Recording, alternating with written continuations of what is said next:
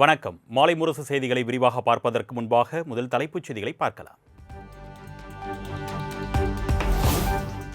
Sasikala, Dinakaran, OPS, Sengottaiyan, Dhanapal என பலருக்கும் துரோகம் இழைத்தவர் எடப்பாடி பழனிசாமி என்று மு.க. ஸ்டாலின் விமர்சனம். பாகுபலி படத்தில் விசுவாசத்தின் அடையாளமாக கட்டப்பா போல துரோகத்தின் உருவமாக எடப்பாடி பழனிசாமி திகழ்வதாகவும் காட்டமான கருத்து.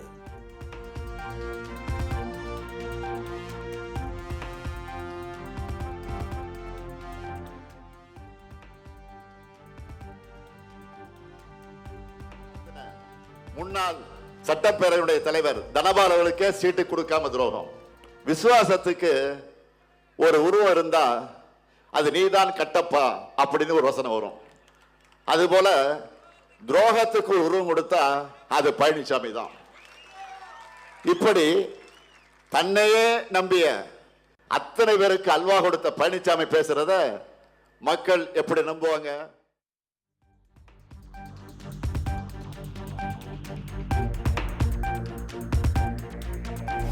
பழனிசாமி என்றாலே பொய்தான் என்று முதலமைச்சர் மு.க. ஸ்டாலின் கடும் தாக்கு. மேலும் மேலும் பொய் சொன்னால் அசிங்கப்பட்டு போவார் என்றும் காட்டம். நம்பி பரப்புரை செய்து கொண்டிருக்கிறார் யாரு? எதிர்கட்சி தலைவர் பழனிசாமி அவர்கள். பழனிசாமின்னு சொன்னா அது பொய், பித்தன் அப்படிதான் வரும். பழனிசாமி சொல்லியிருக்கக்கூடிய பொய்களை ஒரு புத்தகமே போடலாம். அந்த அளவுக்கு பொய்களை சொல்லிக் கொண்டிருக்கிறார். தப்பு பண்ணா வருத்தம் தெரிவிக்கிறதா நல்ல மனிதனுக்கு இலக்கணம். அதை விட்டுட்டு மேலும் மேலும் பொய்களை சொன்னால் பழனிசாமி இன்னும் அசிங்கப்பட்டு தான் போவார்.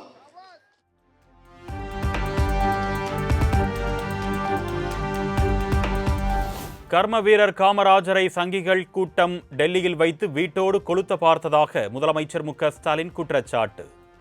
தேர்தல் வந்துவிட்டால் மட்டும் பாஜகவினருக்கு தமிழ் மொழியின் மீது திடீர் பாசம் வந்துவிடும் என்றும் காட்டம்.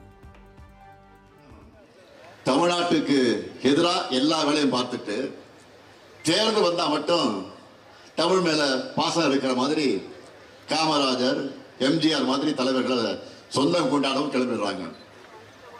இவங்களோட சங்கி கூட்டம் தான் 1966ஆம் ஆண்டு காமராசரை டெல்லியில வீட்டோட வச்சு கொடுத்த பார்த்தாங்க.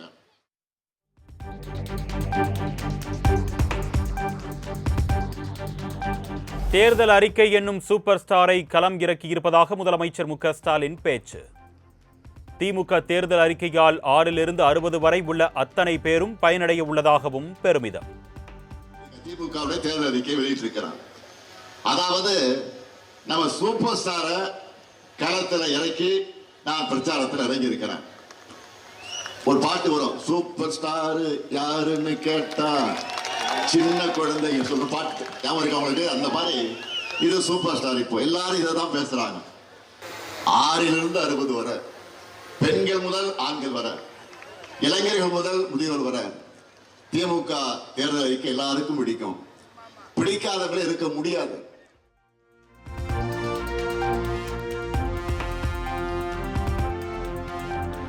மக்கள் ஆணையிட்டால் என்ற படத்தில் விஜயகாந்துக்காக ஓட்டு கேட்பது போன்ற கதாபாத்திரத்தில் நடித்ததாக விருதுநகர் பிரச்சாரத்தில் முதலமைச்சர் மு.க. ஸ்டாலின் பேச்சு. விஜயகாந்த் உடனான நினைவுகளை எடுத்துரைத்து விஜய பிரபாகரனை ஆதரித்து வாக்கு சேகரிப்பு. நண்பர் கேப்டன் விஜயகாந்த் அவர்கள் மக்கள் ஆணையிட்டால் என்ற ஒரு திரைப்படத்தில் வேட்பாளராக நடித்தார். அதில் நான் கௌரவ வேடமாக ஒரு பாட்டு பாடி அதில் வருவேன். அந்த பாட்டு கூட என்னுடைய மனசுல ஆழமா இருக்கு. கலைஞர் எழுதிய பாட்டு தான்.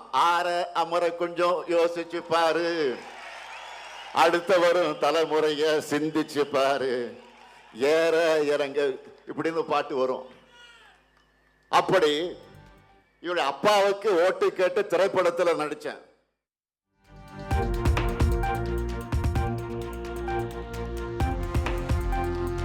சர்ச்சைக்குரிய ஆடியோ வெளியான விவகாரத்தில் ராசாவை தட்டி கேட்க தெம்பு இருக்கிறதா என்று முதலமைச்சர் மு.க. ஸ்டாலினுக்கு எடப்பாடி பழனிசாமி சவால். ராசாவை கண்டித்தால் இன்னும் பல ஆடியோ வந்துவிடும் என்று முதலமைச்சர் மு.க. ஸ்டாலின் பயப்படுவதாகவும் விமர்சனம். அவர் வெளியிட்ட ஆடியோ. அவரை கண்டிக்க முடியல, பயம். கண்டிச்சா இன்னும் பல உண்மைகள் வெளியே வந்துடும், இன்னும் பல ஆடியோ வெளியே வந்துடும். ஸ்டாலினுக்கு வேட்டு வச்சிருவாரு, ஆப்பு வச்சிருவார், வேற வழி இல்ல. திரு ஆர் ராசா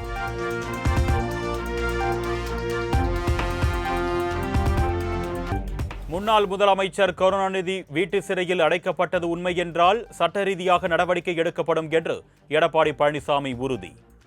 உங்களுக்கு வந்தால் ரத்தம், எங்களுக்கு வந்தால் தக்காளி சட்னியா என்றும் காட்டம்.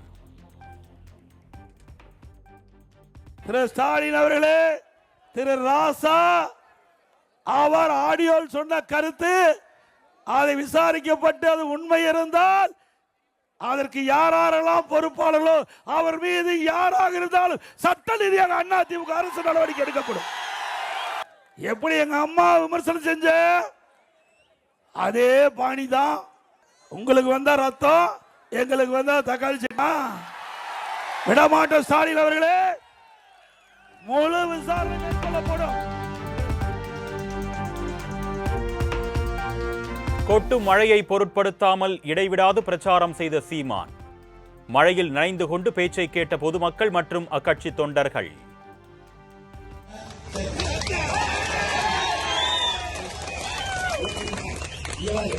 வீர பிள்ளைகளை, வீர மக்களை பெற்ற அதிமுக கூட்டணி தோத்து போன, தாமரை கட்சிக்கு போட்ட தோத்து போன, விவசாயிக்கு போட்டு நீ ஜெயிச்சிரு, ஒரு தடவை ஜெயிச்சிரு, நீ ஜெயிச்சிரு.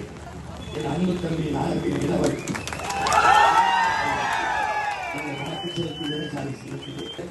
அரசியல்படுத்தாமல் புரட்சியை முன்னெடுக்க முடியாது என்கிறார். அதனால்தான் உங்களை அணிதிரட்டி அரசியல்படுத்தி இந்த புரட்சியை, மக்கள் ஜனநாயக புரட்சியை உங்கள் பிள்ளை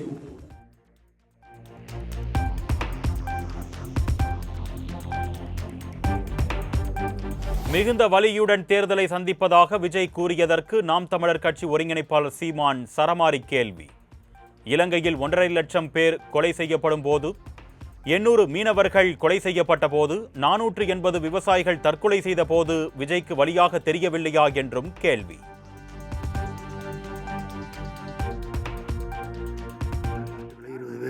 சுட்டுக் கொல்லப்பட்டிருக்கான அந்த வழியா? 480 விவசாயி தற்கொலை பண்ணி செத்துருக்கான் அந்த வழியா? எந்த வழி? எந்த வழின்னு சொல்லுங்க. வைத்த வழியும் வழிதான், தலைவலியும் வழிதான். அது தனக்கு வந்தது. நாட்டுக்கு மக்களுக்கு வந்த வழியில எந்த வழியை தாங்கினீங்க? அதுங்கிறதான் பிரச்சனை. உங்க படம் வரலைங்கிறதுலாம் வழி இல்லை, அது தனிப்பட்ட வழி.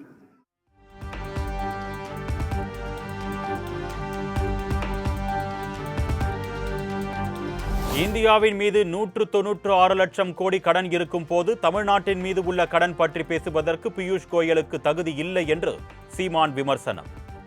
திராவிட கட்சிகள் 10 லட்சம் கோடி கடன் வாங்கியும் மக்களுக்கான திட்டங்கள் எதையும் செய்யவில்லை என்றும் கருத்து. 196 லட்சம் கோடி கடன் இருக்கு. தமிழ்நாட்டுக்கு கடன் இருக்கிறத நாங்கள் கேள்வி கேட்குறோம். நீங்கள் கேள்வி கேட்க என்ன தகுதி வச்சிருக்கீங்க? பியூஷ் கோயல் ஐயா தமிழ்நாட்டு கடனை சொல்ல எங்களுக்கு கேள்வி கேட்க தகுதி இருக்குது. அவருக்கு என்ன இருக்குது? அவங்க ஆளுகிற மாநிலங்களில் எல்லா மாநிலங்களையும் கடன் இருக்கா இல்லையா? ஒட்டுமொத்த இந்தியாவுக்கு 196 லட்சம் கோடி இந்திய நிர்வாகத்துக்கு இருக்குது. அப்புறம் தனித்தனியாக மாநில நிர்வாகங்களுக்கு கடனை பார்த்தா 400 கோடி கிட்ட வருது கடன். அதை நீங்கள் தான் கேட்கணும். 10 லட்சம் கோடி கடனை வாங்கி இந்த கட்சிகள் நம்ம மக்களுக்கு செஞ்ச ஒரு நலத்திட்டம் சொல்லுங்கள், இலவசம் தவிர.